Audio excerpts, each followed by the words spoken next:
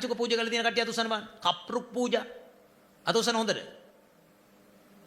හරිද? හැබැයි මතක තියාගන්න ඕන ඔය කප්රුක් පූජාව කරනකොට උපාසකම්මල හරියට කරන්න ඕන. මම දැකලා තියෙන සමහර කට්ටිය කප්රුක මෙන්න මෙහෙම අල්ල ගන්නවා. මෙහෙම අල්ලගෙන මෙහෙම යන්නේ. දැන් බුදුහාමුදුරුවන්ට ගෙනියන දජය බුදුරජාණන් වහන්සේට ගෙනියන කොඩිය උපාසකම්ම ඒක යට රිංගල දැන් හෙවනට කුඩයක් වෙලා. ඈ? තේරෙනවද කියන එක?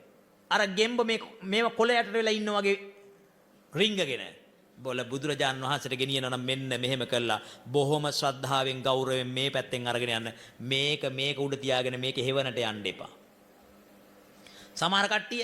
සමහර කට්ටිය මාදැල් අදිනවා වගේ ඕඩි හෙලෙයියා කියලා මෙහෙම ඇදගෙන යන්නේ. මෙහෙම අකුලගෙන මෙන්න මෙහෙම කළා මිරිකගෙන දැන් බුදුහාමුදුරන්ට අරගෙන යන්නේ. ඒකේ මුන්දල මොකද වෙන්නේ? මෙහෙම යන ගමන් මෙහෙම කරනවා. ආයි මෙහෙම අල්ල ගන්නවා. නාය හාරනවා. ආයි මේක අල්ල ගන්නවා. ඒ කියන්නේ මේ ලෝක හැඟීමක් ඇත්තේ නෑ. මේ අරගෙන යන්නේ මොකද්ද? තථාගතයන් වහන්සේට ධජයක්. මේක පිරිසිදුව තියෙනවනේ. අනපවිත්තං දානං දෙති. අපවිත්‍ර නැතුව පිරිසිදුව දෙන්න පුරුදු වෙන්න. කතාව තේරුණාද?